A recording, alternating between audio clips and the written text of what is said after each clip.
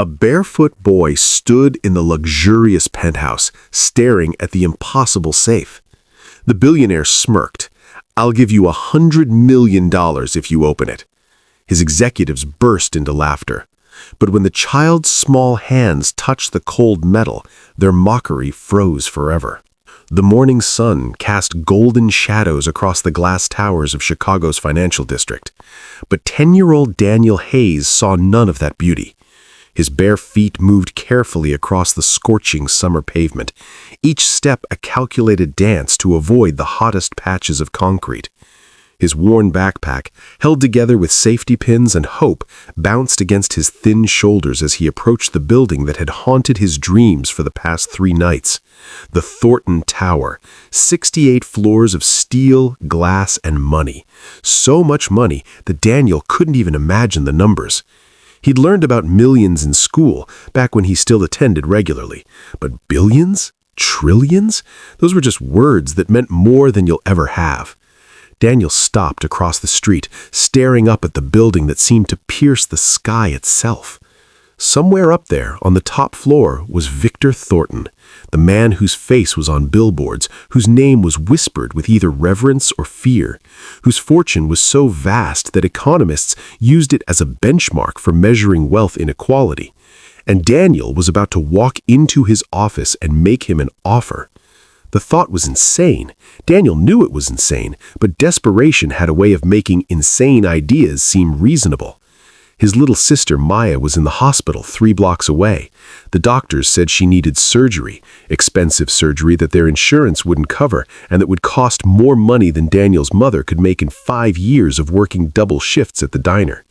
72 hours, the doctor had said, looking at Daniel's mother with sympathetic eyes that somehow made everything worse. After that, we can't guarantee... He hadn't finished the sentence. He hadn't needed to. Daniel touched his pocket, feeling the small metal object inside. His grandfather's gift, given to him the night before the old man died. "This is special, Danny," his grandfather had whispered, his voice weak but urgent. "When you need it most, you'll understand. Trust your hands. Trust what I taught you." His grandfather had been a locksmith, not a famous one, not a rich one, but skilled. He taught Daniel things during those long afternoons in his workshop, things about locks, tumblers, mechanisms, and the art of listening to what metal was trying to tell you. Daniel had thought they were just games, ways for an old man to entertain a curious grandson. Now, standing outside the Thornton Tower with his sister dying and no other options, Daniel wondered if those lessons had been preparing him for this exact moment. He took a deep breath and crossed the street. The lobby was everything he'd expected and worse. Marble floors so polished he could see his reflection, dirty, scared, obviously poor. Crystal chandeliers that probably cost more than his entire apartment building. Security guards in sharp uniforms who looked at him the way you'd look at a rat that had wandered in from the alley. "Hey, kid," one of them called out, already moving toward him. "This isn't a public building. You need to leave." "I need to see Mr. Thornton," Daniel said, trying to keep his voice steady. The security guard, his name tag read Morrison, actually laughed. "Right, and I need to see the president. Get out of here before I call the police." "Please," Daniel said, hating how small his voice sounded. "It's important. It's about the safe." Morrison's expression shifted from amusement to confusion. "What safe?" "The one on the 68th floor, the one that's been locked for 3 years, the one that nobody can open." The lobby went quiet. Other security guards had stopped what they were doing. A woman in an expensive business outfit paused mid-step. Even the receptionist looked up from her computer. Morrison's hand moved toward his radio. "How do you know about that?" "Everyone knows about it," Daniel said, which was true. The story had been in the newspapers, on television, even on social media. Victor Thornton's father had died 3 years ago, leaving behind a titanium safe that no one could open. The old man had been paranoid, had used a custom lock that he'd designed himself, and had taken the combination to his grave. Inside the safe, according to Thornton Sr.'s will, was something valuable, though no one knew exactly what. Victor Thornton had hired every expert locksmith in the country. None could open it. He'd offered $1 million reward. No one had claimed it. The safe had become legendary, a puzzle that seemed impossible to solve, a symbol of secrets that would never be revealed. "I can open it," Daniel said. Morrison stared at him for a long moment, then spoke into his radio. "Yeah, we've got a situation in the lobby. Some kid claiming he can open the safe. Should I just throw him out, or—" The radio crackled. A woman's voice responded, tinged with curiosity. "Mr. Thornton says, bring him up." Morrison's eyebrows rose. "Seriously?" "Seriously. Mr. Thornton says he could use the entertainment." Entertainment. The word stung, but Daniel had expected nothing less. Rich people didn't take poor kids seriously. They certainly didn't believe a 10-year-old could solve a puzzle that had stumped professional locksmiths with decades of experience. But Daniel had something those professionals didn't. He had his grandfather's training, his grandfather's tools, and his grandfather's gift for understanding locks in a way that went beyond technical knowledge. The elevator ride to the 68th floor was the longest 90 seconds of Daniel's life.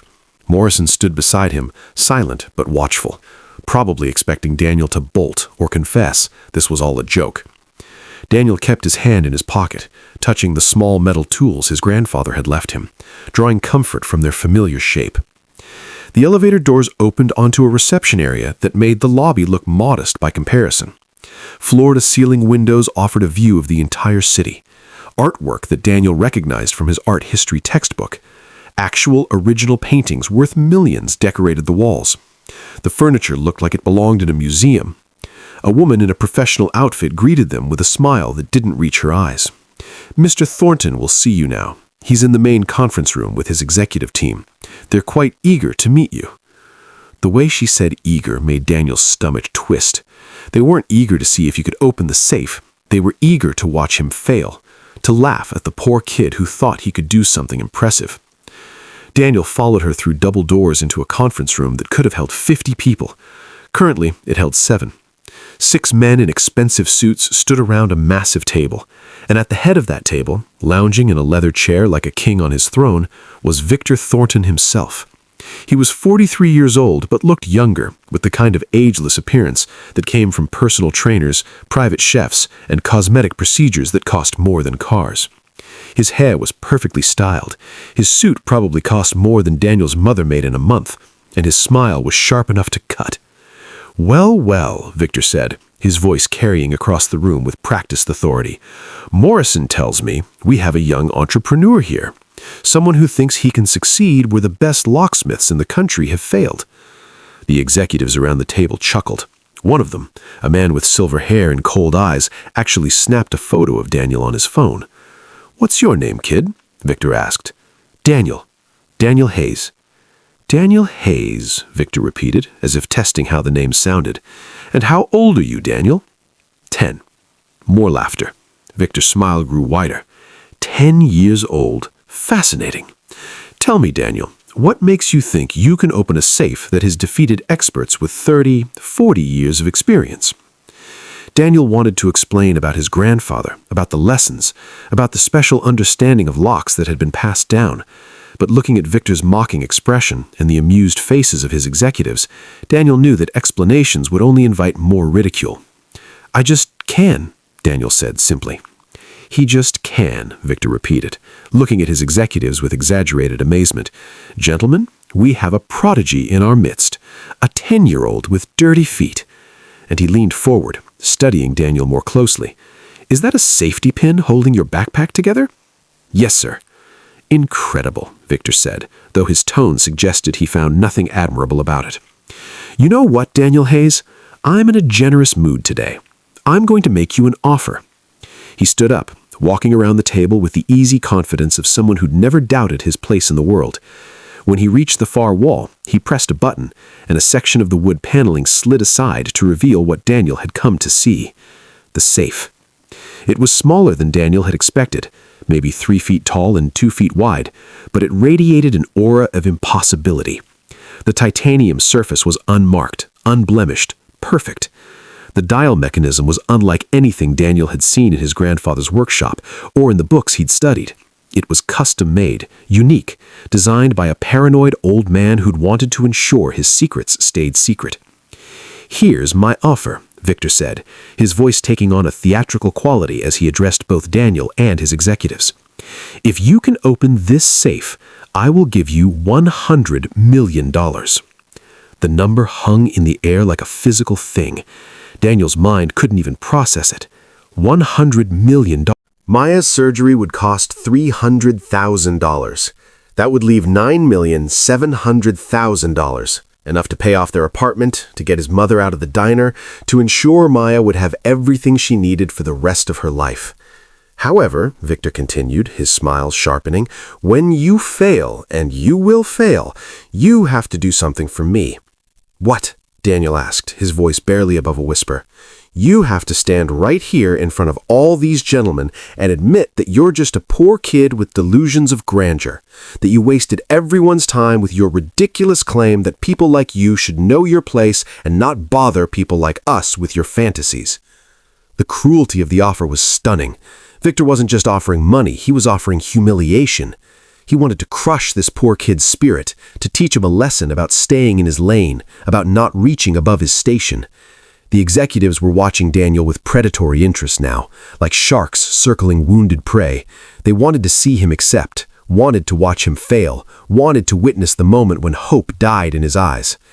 Daniel thought about Maya in the hospital bed, her small hand holding their mother's, her voice asking if she was going to die.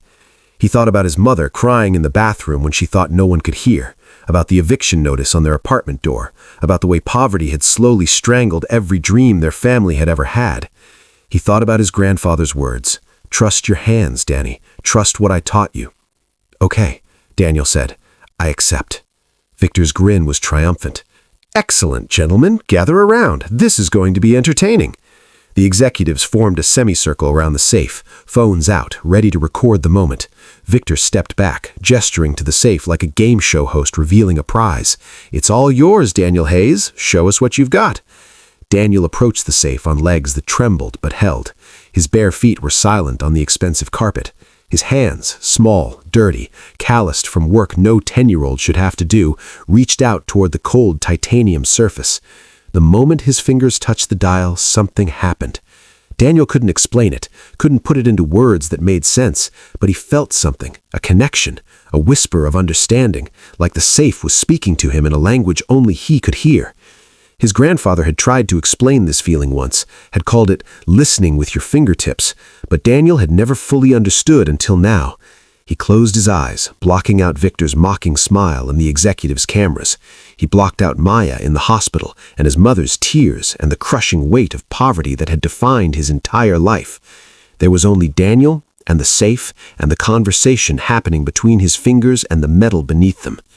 His right hand moved to the dial, not quickly, not with the confidence of someone who knew the combination, slowly, carefully, feeling for something he couldn't name but would recognize when he found it. The room had gone quiet. Even Victor had stopped smirking, watching with curiosity as Daniel's fingers moved with strange certainty across the dial. Daniel turned the dial right, stopped, turned it left, stopped, right again, but only slightly, left, right, left. "This is ridiculous," one of the executives muttered. "The kid's just guessing." "Shh," Victor said, and there was something new in his voice. Not mockery anymore, but something else, something that might have been uncertainty. Daniel's fingers continued their dance. His grandfather's voice echoed in his mind. "Every lock has a heartbeat, Danny. You just have to learn to feel it."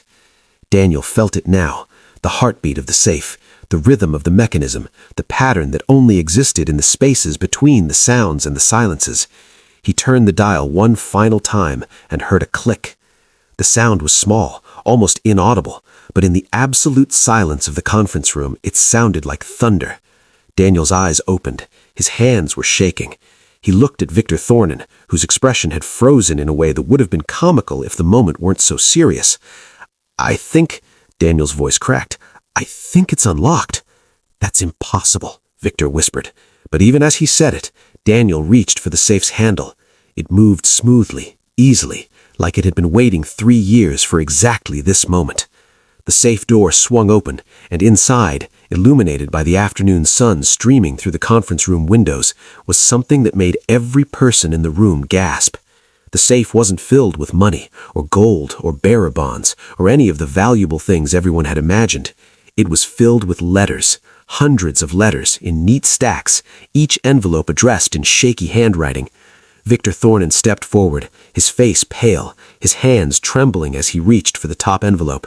He turned it over, and Daniel could see the writing on the front. "To my son, Victor, to be opened on the day someone proves that impossible things can still happen." The billionaire's mask cracked. His hands shook as he opened the envelope and began to read. And as he read, tears started falling down his face. Real tears, the kind that couldn't be faked or controlled. The room stayed silent as Victor read. When he finished, he looked at Daniel with an expression completely different from the mocking superiority of 10 minutes ago. "How did you do it?" Victor asked, his voice rough with emotion. "How did a 10-year-old kid open a safe that defeated every expert in the country?" Daniel thought about explaining about his grandfather and the lessons and the special gift for understanding locks, but then he realized that the answer was simpler and more profound than any of that. "Because I had to," Daniel said. "Because my sister is dying and I needed to do something impossible to save her." The words fell into the room like stones into still water, and the ripples they created would change everything. The silence in the conference room stretched like a rubber band pulled to its breaking point. Victor Thornton stood frozen, the letter from his father still trembling in his hands, tears cutting clean tracks down his carefully composed face.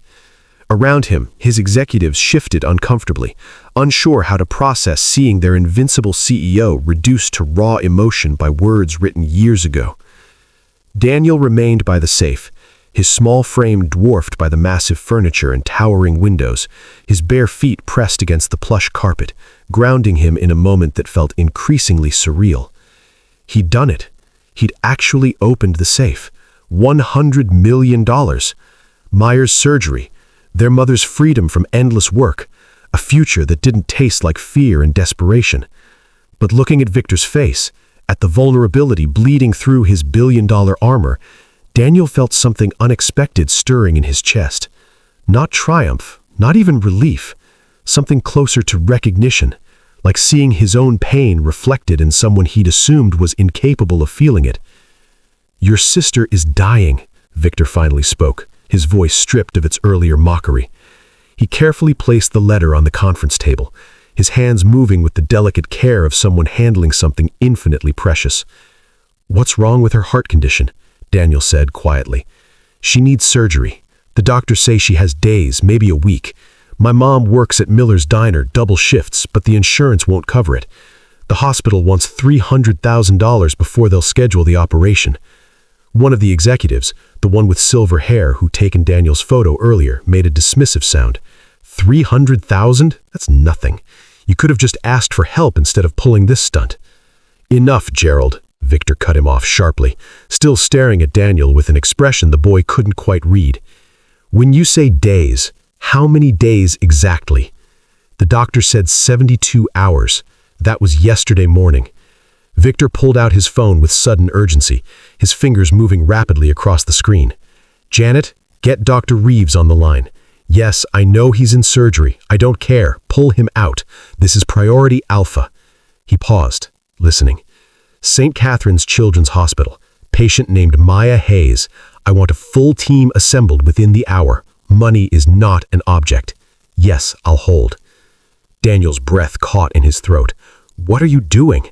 "Saving your sister's life," Victor said simply, then returned his attention to the phone. "Marcus?" "Yes, it's Thornton. I need you to authorize an emergency medical procedure. St. Catherine's, 8-year-old patient, cardiac surgery. Bill it to my personal account and add a 0 to whatever they quote you. I want their absolute best." Another pause. "I don't care if it's unconventional. Make it happen." The executives exchanged glances, a silent conversation happening in raised eyebrows and subtle gestures. Daniel recognized that look. He'd seen it enough times when adults talked about his family. They thought Victor was being impulsive, emotional, making decisions with his heart instead of his head. They thought he'd regret this later. But Daniel saw something else in Victor's eyes, something raw and wounded that had been opened by those letters in the safe. Victor ended the call and looked at Daniel directly. Dr. Reeves is the best pediatric cardiac surgeon in the state. He'll be at St. Catherine's within the hour. Your sister will have her surgery today. We can't afford, Daniel stammered, his mind struggling to process the speed at which his world was changing. You opened the safe, Victor said flatly. $100 million. That was the deal. He gestured to Gerald, who looked like he'd swallowed something sour. Gerald, prepare the paperwork. I want the funds transferred to a trust for Daniel and his sister by end of business today. Victor, surely you're not serious about, Gerald began. Did I stutter? Victor's voice carried the sharp edge that Daniel had heard when he first entered the room, but now it was directed at his own executive. The boy did what he said he'd do. I made an offer. I keep my word. If you have a problem with that, you're welcome to find employment elsewhere. Gerald's mouth snapped shut, though his eyes promised this conversation wasn't over. Victor turned back to Daniel, and his expression softened in a way that seemed to surprise even him. The letters in that safe. They're from my father. He wrote one for every week of the last 5 years of his life. Letters he never gave me while he was alive because his voice caught. We weren't speaking. I thought he was a sentimental old fool, wasting his time on outdated values and ridiculous principles. I was too busy building empires to listen to his stories. He reached into the safe, pulling out another envelope at random. He wrote in this one about the day I was born, how he held me and promised to always protect me, to teach me what really mattered. Victor's laugh was bitter, self-mocking. I never let him teach me anything. I thought I was smarter than him, thought his generation didn't understand how the modern world worked. What did the first letter say? Daniel asked quietly. Victor picked it up again, his hand steadier now. It says that he designed this safe with an impossible lock because he wanted to make sure only someone truly special could open it, someone who had the gift that runs in our family, the ability to understand mechanisms, not with books and tools, but with intuition and patience. He thought maybe I'd inherited it, that I'd be the one to open it. But I never tried. I hired experts instead, threw money at the problem like I throw money at everything. He looked at Daniel with something that might have been envy. You're 10 years old. You have nothing, but you have something I've spent 43 years trying to buy. The ability to do something impossible because you absolutely have to. Not because it's profitable or impressive, but because someone you love is depending on you. The conference room had become uncomfortably intimate, the executives clearly wishing they were anywhere else, but Victor seemed to have forgotten they existed. My father's last words to me were, I'm proud of the boy you were, and I'm sad about the man you've become, Victor continued, his voice barely above a whisper. I had him thrown out of this building that day, my own father.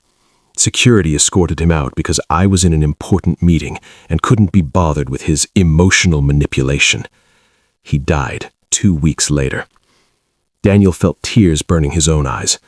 Now, I'm sorry. Don't be sorry for me, Victor said harshly. I don't deserve sympathy. I deserve exactly what I got. 3 years staring at an unopened safe, wondering what secrets he'd taken to his grave. I convinced myself it was probably nothing important, just the sentimental ramblings of a dying old man. But I couldn't stop thinking about it, couldn't stop wondering. He gestured to the stacks of letters still in the safe. There must be over 200 letters in here, 200 weeks of thoughts and memories and wisdom that I'll never have time to reclaim, all because I was too arrogant to listen when he was alive. Daniel's phone buzzed in his pocket. A cheap prepaid model that barely worked. He pulled it out to see a text from his mother. Where are you? Hospital keeps asking about surgery scheduling. Baby, they're going to discharge her if we can't pay soon. I need to go, Daniel said urgently. My mom doesn't know where I am. She's going to be so worried. Morrison will drive you, Victor said immediately, then called out toward the door. Actually, cancel that. I'll take him myself. The executive's reactions were almost comical, jaws dropping, eyes widening in synchronized shock. Gerald found his voice first. Victor, you have the board meeting in 20 minutes. The merger depends on... Reschedule it, Victor said, already moving toward the door. Come on, Daniel. Let's go save your sister. The ride to St. Catherine's Children's Hospital was surreal.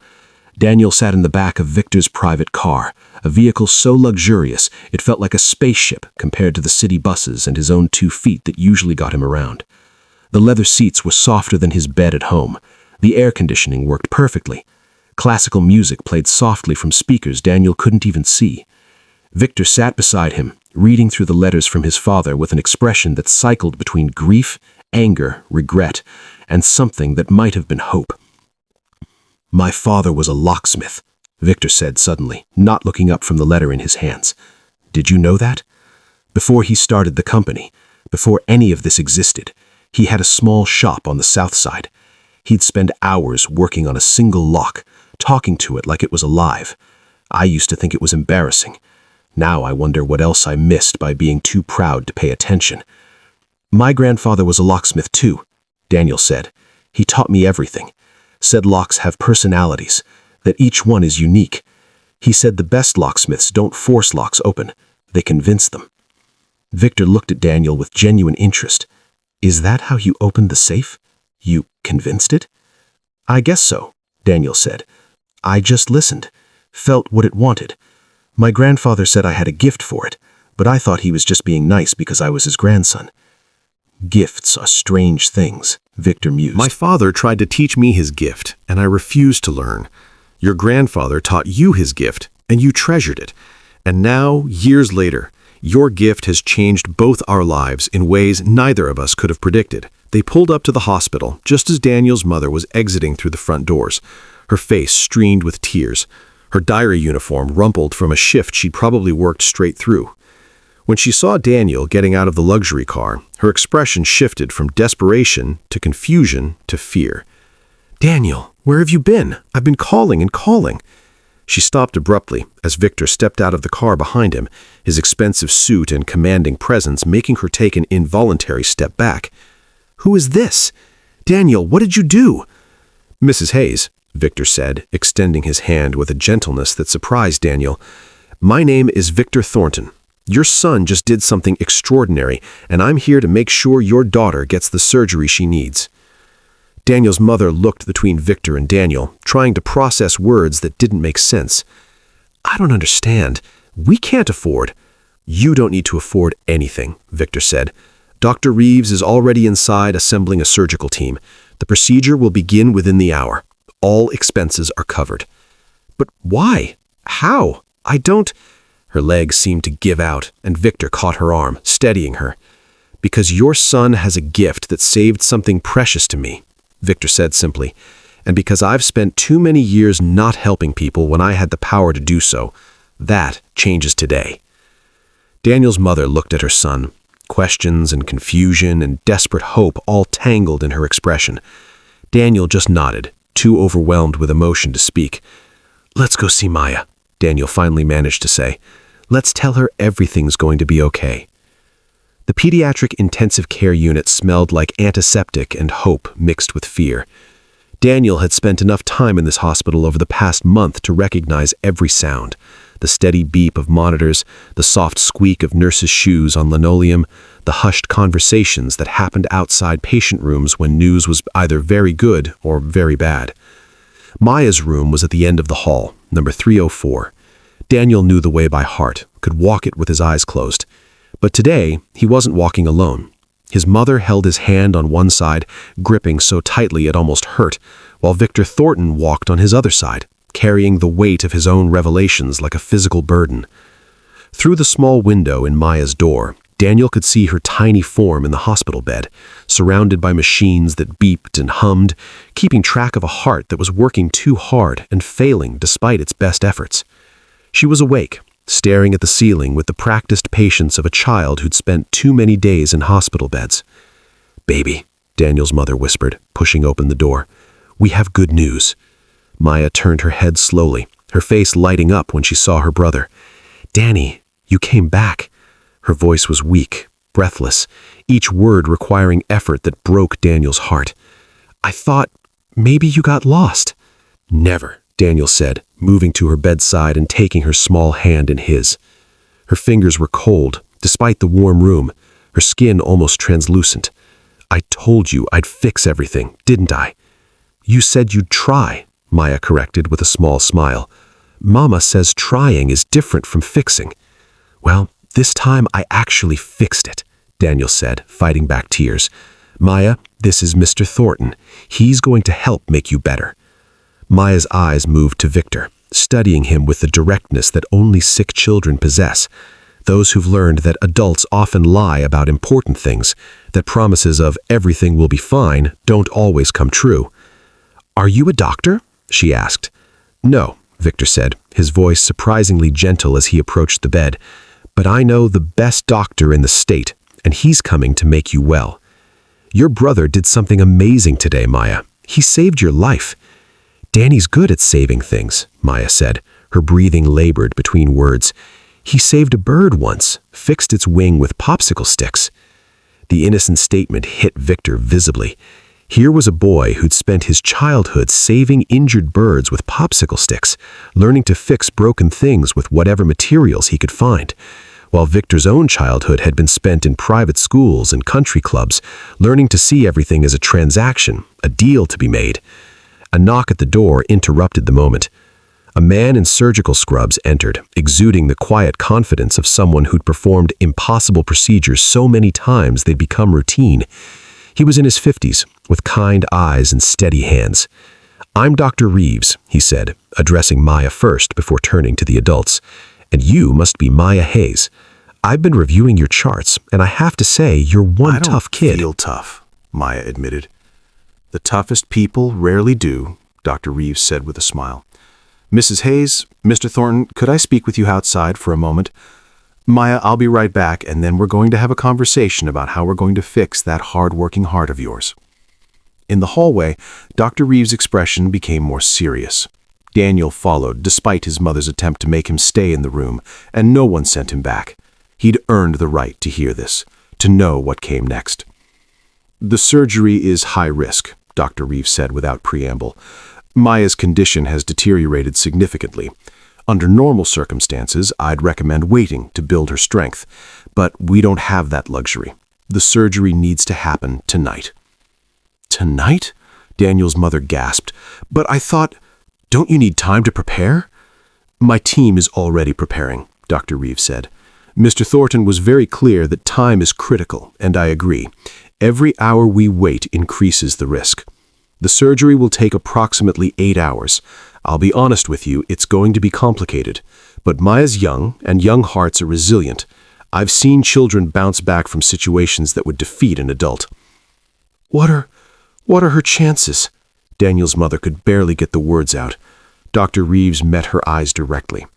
"Without surgery, she has days at most. With surgery, I'm giving her a 70% chance of full recovery. Those are good odds, Mrs. Hayes. Much better than what you had this morning." 70%. Daniel's mind latched onto the number. It meant 30% chance of failure. 30% chance that opening the safe, meeting Victor, doing the impossible, none of it would matter. 30% chance that Maya would die on the operating table. But it also meant 70% chance she'd live. 70% chance she'd get to grow up, go to school, laugh and play, and be a normal kid instead of a patient waiting to die. "When do we need to decide?" Daniel's mother asked. "You just did," Dr. Reeves said gently. "I saw it in your eyes. We'll begin prep immediately. Maya will be taken to surgery in 2 hours. That gives you time to be with her, to talk to her before the procedure." After Dr. Reeves left, the three of them stood in the hallway in silence. Victor was the first to speak. "Mrs. Hayes, I don't know if Daniel explained, but the arrangement we made, there's a significant financial component. Beyond the surgery costs, there will be funds available for Maya's recovery, for your family's needs." Daniel's mother looked at Victor with an expression that mixed gratitude and suspicion. "Why are you doing this? Nobody gives away money for nothing. What do you want from us?" The bluntness of the question seemed to surprise Victor. He was probably used to people accepting his generosity without question, without looking for the catch. "What I want," Victor said slowly, "is to not be the man my father died thinking I was. Your son opened a safe that contained letters from my father, letters I'll never have the chance to discuss with him, letters that showed me I've been living my life completely wrong. Helping Maya, helping your family, it's the first step toward becoming someone my father would have been proud of." "That's a lot of pressure to put on a sick little girl," Daniel's mother said, still guarded. "You're right," Victor admitted. "That's not fair to Maya. Let me put it differently. I have more money than I could spend in 10 lifetimes. I've used that money to make myself feel important, powerful, superior.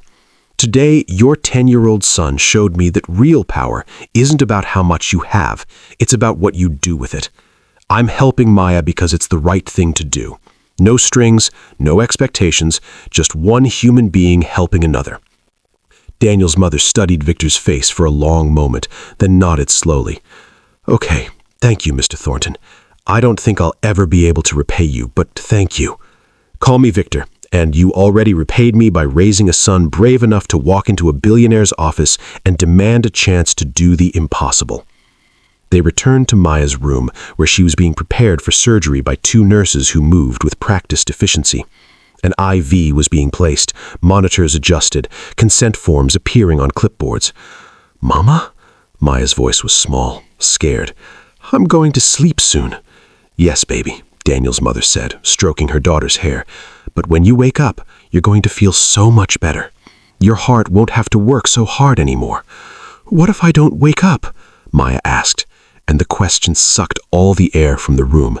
Daniel's mother opened her mouth, but no words came out. How do you promise a child they'll wake up when you can't guarantee it? How do you lie convincingly enough to erase their fear? Daniel moved to Maya's bedside and took her hand. "Remember the bird?" he asked. "The one with the broken wing?" Maya nodded weakly. "Everyone said it would die. Mom said we should let nature take its course. But I fixed its wing with popsicle sticks and tape and hope. And you know what happened?" "It flew away," Maya whispered. "It flew away," Daniel confirmed. "Because sometimes when something seems impossible, you just have to try anyway.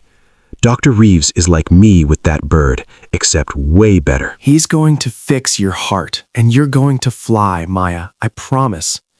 "You can't promise that," Mia said, but she was smiling slightly.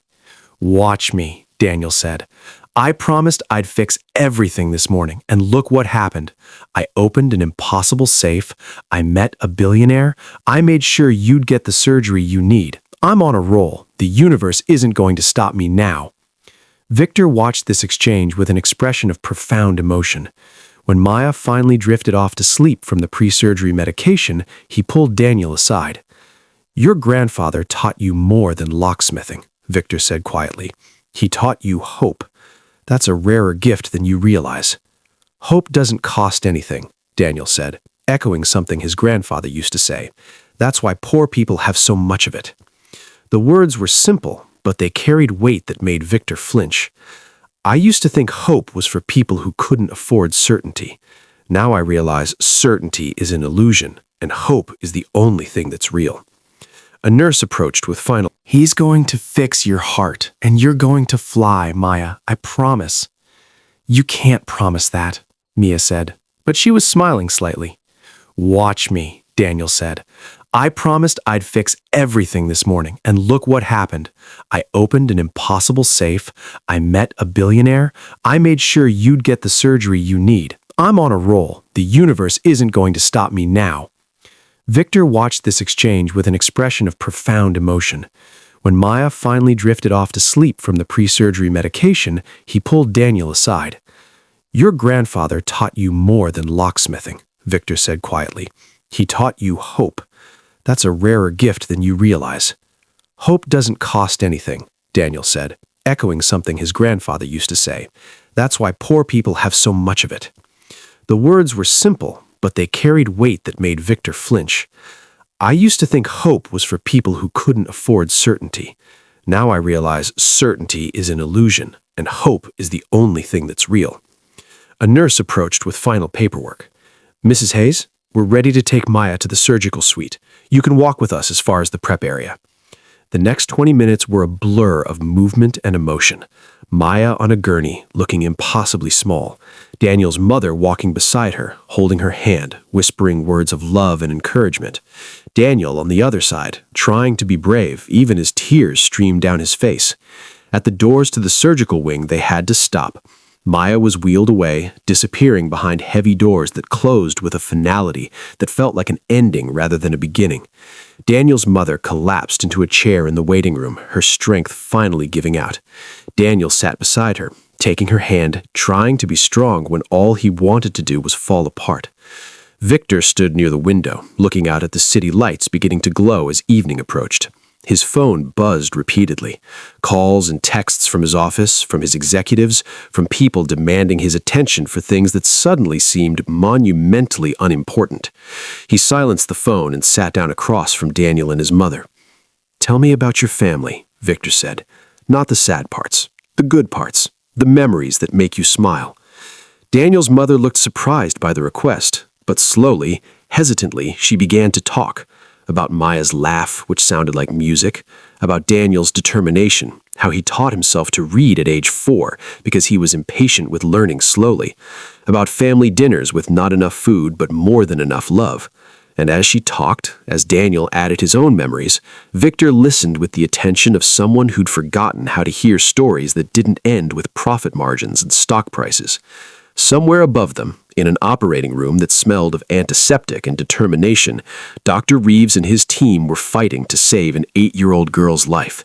And in a waiting room that smelled of fear and hope and possibility, 3 people from completely different worlds sat together, bound by the strange circumstances that had made them family for the next 8 hours. The surgery had begun. Now, all they could do was wait.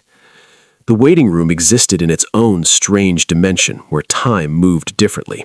Minutes stretched into hours and hours compressed into moments. The clock on the wall read 9:47 p.m., which meant Maya had been in surgery for 3 hours and 13 minutes. 5 more hours to go if everything went according to plan. Daniel had memorized every detail of this room during the wait. The pale walls with motivational posters showing sunrises and mountains, with words like hope and strength printed beneath them. The coffee machine in the corner that dispensed liquid that tasted like regret. The other families in various stages of their own waiting, their own prayers, their own desperate negotiations with fate. His mother had fallen into an exhausted sleep in the chair beside him, her head resting on his shoulder, her breathing finally steady after hours of silent tears. Daniel didn't dare move, didn't want to wake her. She'd been strong for so long, strong for him, strong for Maya, strong when their father left, strong when the bills piled up, strong when the world seemed determined to break them. She deserved this small peace, even if it came in an uncomfortable hospital chair. Victor sat across from them, but he wasn't the same man who'd walked into this hospital hours ago. The carefully constructed armor of wealth and power had been slowly stripped away by the mundane intimacy of waiting. His expensive suit jacket was draped over a chair. His tie had been loosened, then removed entirely. His perfectly styled hair now showed the evidence of fingers run through it repeatedly. He looked, Daniel thought, like a regular person, like someone's father waiting for news about their child. For the past hour, Victor had been reading the letters from his father's safe. He'd brought several with him from the office, unable to leave them behind. Now he sat with one open in his hands, his lips moving silently as he read words written years ago by a man who died thinking his son didn't care. "He wrote about you in this one," Victor said suddenly, his voice quiet so as not to wake Daniel's mother. Daniel looked up, surprised. "About me? How could he write about me? He died before we ever met." "Not about you specifically," Victor clarified, holding up the letter, "but about someone like you. Listen, I hope someday you meet someone who reminds you that success isn't measured in what you accumulate, but in who you help along the way." Victor's voice had grown thick with emotion. He carefully refolded the letter and placed it back in his jacket pocket. "My father died years ago, but he knew you were coming, Daniel. Not you specifically, but someone who would show me what he couldn't." "He sounds like he was a good person," Daniel said quietly. "He was the best person I've ever known," Victor admitted, and I treated him like his values were outdated, like his kindness was weakness. I built an empire while he ran a locksmith shop, and I thought that meant I'd won. Before Daniel could respond, a man in his 30s approached them, moving with aggressive confidence. He wore an expensive suit, though something about the way he wore it suggested he was trying too hard to project success. "Victor," the man said, his tone mixing familiarity with barely concealed irritation, "I've been calling you for hours. The board meeting was a disaster without you. The merger's falling apart. Grayson Industries is threatening to pull out entirely." Victor looked up at the man with mild disinterest. "Hello, Peter. As you can see, I'm somewhat occupied at the moment." "Occupied?" Peter's voice rose slightly. "Victor, this deal is worth $3 billion. $3 billion. Your absence today cost us leverage." He stopped abruptly, finally noticing Daniel and his sleeping mother. "Who are these people?" "They're the reason I wasn't at your meeting," Victor said calmly. "Peter, this is Daniel Hayes and his mother. Daniel's sister is currently in surgery." Peter's expression suggested he couldn't comprehend why this information was relevant. "I'm sorry about the sister, truly, but Victor, you can't let personal charity interfere with billion-dollar deals. You need to get back to the office now." The silence that followed was dangerous. Daniel could see Victor's jaw tighten, could see something cold and sharp entering his eyes. "Peter," Victor said, his voice quiet but carrying weight that made the other man step back, "do you know what my father did before he started the company?" "He was a locksmith or something, right?" Peter said dismissively. "But Victor, that's not relevant to—" "He was a locksmith," Victor interrupted, "the best in the city. People trusted him with their most precious belongings, and he never, not once, put profit ahead of service. He never turned away someone who couldn't pay. He never treated people as less than human because they didn't have money." "That's very noble," Peter said with barely concealed sarcasm, "but that kind of thinking doesn't build billion-dollar corporations." "You're right," Victor agreed. "That kind of thinking builds something more important. It builds character. It builds relationships. It builds a legacy that matters beyond quarterly earnings reports." He stood up, facing Peter directly. "My father died believing I'd become everything he'd feared. A man who measured worth in dollars, who saw people as resources to be exploited." "Victor, you're being dramatic." "I'm being honest," Victor cut him off. "For the first time in years, I'm being completely honest. The merger can wait. The board can manage without me. But this boy's sister is in surgery right now, and I made a promise to be here, so I'm here." Peter looked between Victor and Daniel, clearly trying to understand what had caused this transformation. "Is this about the safe? What was inside that's making you act like this?" "Letters," Victor said simply. "Letters from my father explaining what really matters in life, and a 10-year-old boy who already understood those lessons better than I did." "This is insane," Peter said, his frustration boiling over. "You're throwing away everything we've built for what? Some sentimental crisis? You're a businessman, Victor. Act like one." Victor was quiet for a moment, and when he spoke, his voice was gentle but final. "I've been acting like a businessman my entire adult life, Peter. It made me rich and miserable. Today, I'm trying something different. I'm trying to be a decent human being. If you can't understand that, then perhaps you're not the right person to be my COO." Peter's face flushed red. "Are you threatening my job because I'm trying to save a $3 billion deal?" "I'm questioning whether someone who thinks deals are more important than people should be in a leadership position in my company," Victor clarified. The two men stared at each other, a battle of wills that felt like it might determine more than just one executive's future. Finally, Peter shook his head in disgust. "Fine, ruin the company if you want, but when the board starts asking questions about your fitness to lead, don't expect me to defend this moment of weakness." He turned and strode toward the exit, then paused. "For what it's worth, I hope the kid's sister makes it, but hoping doesn't close deals, Victor. Money does, and you're forgetting that." After Peter left, the waiting room felt quieter somehow. Daniel's mother stirred slightly but didn't wake. Victor sat back down, suddenly looking exhausted. I just threatened to fire my COO while sitting in a hospital waiting room. That's probably not good leadership. He was being mean about Maya, Daniel said simply. You were protecting her. I was protecting the decision I made to be here, Victor corrected. $3 billion. I just risked $3 billion to sit in an uncomfortable chair and wait for news about a little girl I met hours ago. Do you regret it? Daniel asked. Victor thought about the question seriously before answering. No, and that might be the most surprising thing of all. A year ago, even this morning, I would have said that protecting a $3 billion deal was the only rational choice. But sitting here, reading my father's letters, watching you and your mother hold on to hope with everything you have, I realize that I've spent decades making rational choices that made me into someone I don't like very much. A nurse appeared in the doorway. Not Dr. Reeves, just a regular nurse with a neutral expression. Daniel's heart jumped into his throat. His mother woke instantly, some maternal instinct alerting her to the presence of news. He's family? The nurse asked. They stood together.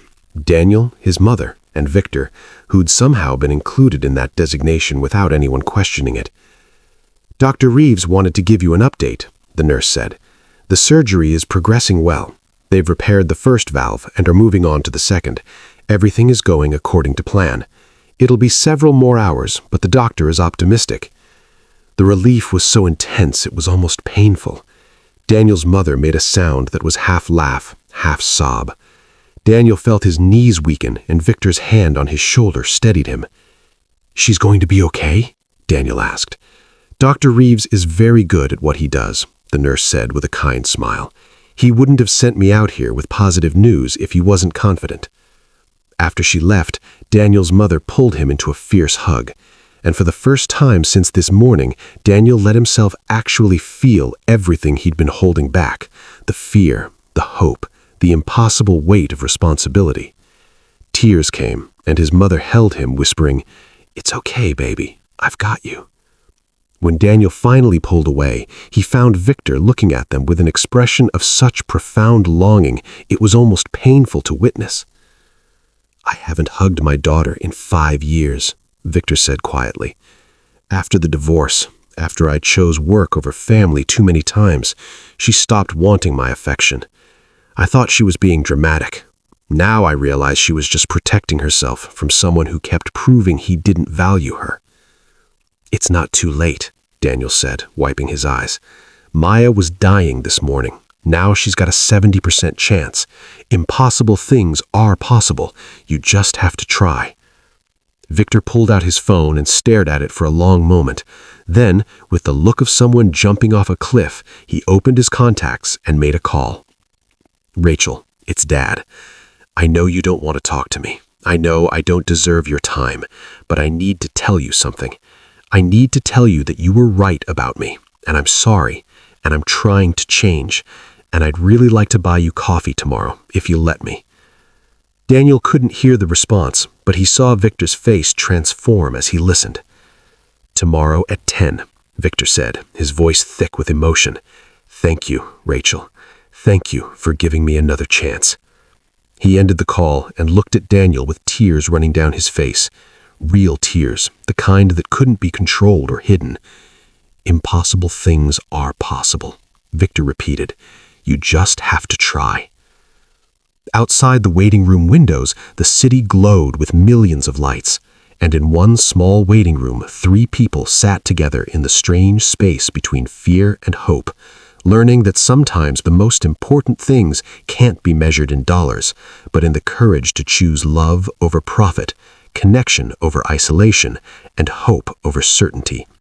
Maya's surgery continued, and they waited together, no longer strangers, but something closer to family. The first light of dawn was breaking over Chicago when Dr. Reeves finally emerged from the surgical wing. He'd removed his surgical cap, and his face showed the exhaustion of 8 hours spent fighting to save a life, but he was smiling. Daniel was on his feet before the doctor had taken 3 steps into the waiting room. His mother grabbed his hand, squeezing so tight it hurt. Victor stood beside them, and Daniel noticed the billionaire's hands were shaking. "She made it," Dr. Reeves said simply, and those 3 words rewrote their entire world. The surgery was successful. Maya's heart is functioning beautifully. She's in recovery now, still sedated, but all her vitals are strong. She's going to live. Daniel's mother collapsed into her chair, sobbing with a relief so profound it sounded like pain. Daniel couldn't move, couldn't breathe, couldn't process that the impossible thing had actually happened. Maya was alive. His sister was going to live. Victor pulled Daniel into a hug, unexpected, fierce, paternal, and Daniel felt the older man's tears falling into his hair. "You did it. You saved her." "We saved her," Daniel corrected, his voice muffled against Victor's shoulder. Dr. Reeves waited patiently for them to collect themselves before continuing. "Maya will need to stay in the hospital for several weeks while she recovers. Then she'll need physical therapy and regular checkups. But with proper care, she should live a completely normal life." She can run, play, go to school, everything a child should be able to do. "When can we see her?" Daniel's mother asked, wiping her eyes. "Give us another hour to move her to the pediatric ICU and get her settled. Then you can visit briefly." After Dr. Reeves left, the 3 of them sat in stunned silence, processing the magnitude of what had happened. Less than 24 hours ago, Maya had been dying. Now she had a future. "I need to tell you something," Victor said, breaking the silence about the money. Daniel's heart sank. Here it came. The catch, the strings attached, the revelation that nothing was ever truly free. But Victor's next words surprised him completely. "The money is yours as promised, but I want to propose something additional. I want to create a foundation in your family's name, the Hayes Family Foundation. Its mission will be to help other families facing medical crises they can't afford." He pulled out a tablet from his briefcase, showing them documents he'd apparently been preparing during the long night. "I'm proposing to match your $100 million with another $100 million of my own. $200 million dedicated to covering medical costs for children whose families can't afford treatment. You and your mother would be on the board, making decisions about who receives help." Daniel's mother stared at the screen, tears streaming down her face again. "Why would you do this?" "Because yesterday morning I was a man who measured success by how much wealth I could accumulate," Victor said. "Your son showed me that real success is measured by how much suffering you can prevent. I spent 43 years building an empire of money. I'd like to spend whatever years I have left building something that actually matters."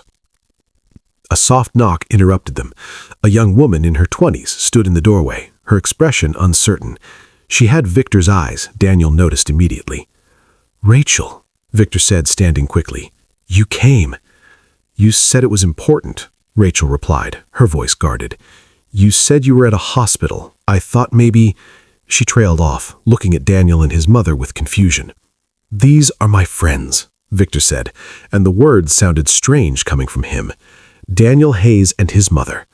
Daniel's sister just came out of surgery. Successful surgery. Rachel's expression softened slightly. "I'm glad she's okay." She turned back to her father. "Dad, what's going on? You don't do hospitals. You don't skip board meetings. What happened?" Victor gestured to the chair beside him. "Sit down. I have a story to tell you." For the next 30 minutes, Victor told his daughter everything. About the safe, the letters from his grandfather, Daniel's courage, Maya's surgery, and the decision to value people over profits. Rachel listened with an expression that cycled through disbelief, skepticism, and finally cautious hope. "So you're saying you've had some kind of epiphany?" Rachel said slowly when he finished. "That you're suddenly going to be a different person?" "I'm saying I'm going to try," Victor replied. "I know I've let you down countless times. I know saying sorry doesn't erase years of choosing work over you. But Daniel taught me something last night. He taught me that impossible things become possible when you absolutely have to make them happen." "And what impossible thing are you trying to make happen?" Rachel asked. "I'm trying to become the father you deserved all along," Victor said simply. "I know I can't change the past, but maybe if you let me, I can be better in whatever future we have left." Rachel was quiet for a long moment, studying her father's face. Then she reached out and took his hand tentatively, carefully. "Coffee once a week," she said. "No phones, no work talk, just us. If you miss even one, we're done. Understood?" "Understood," Victor said, his voice thick with emotion. "Thank you, Rachel." Daniel watched this reconciliation with a lump in his throat. Yesterday, Victor Thornton had been a cruel stranger who'd mocked him. Today, he was a changed man, fighting to repair relationships he'd broken. A nurse appeared. "Hayes family? Maya is settled in her room now. You can see her." They all moved as one. Daniel, his mother, Victor, and Rachel. Small and pale, but breathing steadily, her chest rising and falling with the regular rhythm of a heart that finally worked properly. Daniel's mother went to Maya's bedside, taking her daughter's hand and pressing it to her lips. "My baby," she whispered. "My sweet, brave baby." Daniel stood on the other side of the bed, marveling at how peaceful Maya looked. No more struggle for breath, no more exhaustion, no more fear. "She's going to wake up to a completely different life," Victor said quietly from the doorway. "No more pain, no more hospitals. She'll get to be a normal kid. She'll get to grow up," Daniel said, and the simple beauty of those words made him cry again. Hours passed. Maya awoke briefly, groggy and confused, but she smiled when she saw Daniel and whispered, "You fixed it, Danny. You fixed everything." Then she fell back asleep, and Daniel knew that when she woke again, the nightmare would finally be over. As morning turned to afternoon, Rachel convinced Victor to go get food, to shower, to take a break. Before leaving, Victor approached Daniel one final time. "Tomorrow, we'll handle the legal paperwork for the money and the foundation," Victor said. "But today, I just want to say thank you. Thank you for saving my life, too." "I didn't save your life," Daniel protested. "Yes, you did," Victor insisted. "I was dead inside, Daniel. You reminded me what it means to be human." After Victor and Rachel left, Daniel sat with his mother in Maya's room, watching his sister sleep, watching the monitors confirmed that her heart was strong and steady. "What are we going to do with $100 million?" his mother asked, half laughing, half crying. "Help people," Daniel said simply, "the way Victor helped us, the way Grandpa would have wanted." His mother pulled him close. "Your grandfather would be so proud of you, not because you opened an impossible safe, but because you stayed brave when everything seemed hopeless." Daniel thought about his grandfather's words. "Trust your hands, Danny. Trust what I taught you." His grandfather had taught him about locks and mechanisms and patience, but he'd also taught him something more important, that every person has gifts, and the purpose of those gifts isn't to elevate yourself above others, but to lift others up when they're falling. "I love you, Mama," Daniel said quietly. "I love you too, baby, and I'm so proud of who you are." Daniel stood in the Thorn Tower once more, but this time he walked through the front doors wearing new shoes and clean clothes, no longer invisible or dismissed. The same receptionist who looked at him with disdain now smiled warmly and called him by name. Victor's office had changed. The cold marble had been replaced with warmer materials. Photos of Rachel now occupied the spaces where expensive art had hung. And on Victor's desk, in a place of honor, was a photo from the hospital. Daniel and his mother keeping vigil over Maya. "The foundation is official," Victor announced, showing Daniel the documents. "The Hayes Family Foundation. We've already received applications for 37 families in immediate need. The board meets next week to decide who we help first." "All of them," Daniel said immediately. "If we can help all of them, we should." Victor smiled. "That's exactly what your mother said. You two are going to revolutionize how I think about money." "Good," Daniel replied, "because money doesn't mean anything if you don't use it to make things better." At that moment, Rachel entered with Maya, who was still weak but recovering beautifully.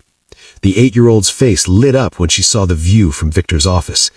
"Danny, you can see the whole city," Maya exclaimed. "It's so beautiful." "It is," Daniel agreed, looking not at the city, but at his sister, alive, happy, healing. "It really is." Victor watched them with profound gratitude. "I've looked at this view for 20 years, and I never once saw it as beautiful. I saw it as proof of my success, my power. But watching Maya see it for the first time now, I finally understand what beauty actually looks like. Rachel put her arm around her father's shoulders. "You're getting better at this humanity thing." "I have good teachers," Victor replied, looking at Daniel. As they stood together in that office high above Chicago, Daniel realized that the impossible thing he'd done wasn't just opening a safe or saving his sister's life. The impossible thing was showing a man who'd lost his way that it was never too late to change, never too late to choose love over money, connection over isolation, meaning over success. The safe had contained letters from a father to his son, but it had also contained something more valuable. It had contained the truth that real wealth isn't measured in dollars, but in the lives you touch, the hearts you heal, and the courage you show when everything seems hopeless. Daniel's grandfather had been right. Every lock has a heartbeat. You just have to learn to feel it. And sometimes opening one lock opens 1,000 others. Doors to second chances, to redemption, to becoming the person you were always meant to be. The impossible became possible, and it all started with a barefoot boy who refused to give up, and a billionaire who finally learned what really mattered.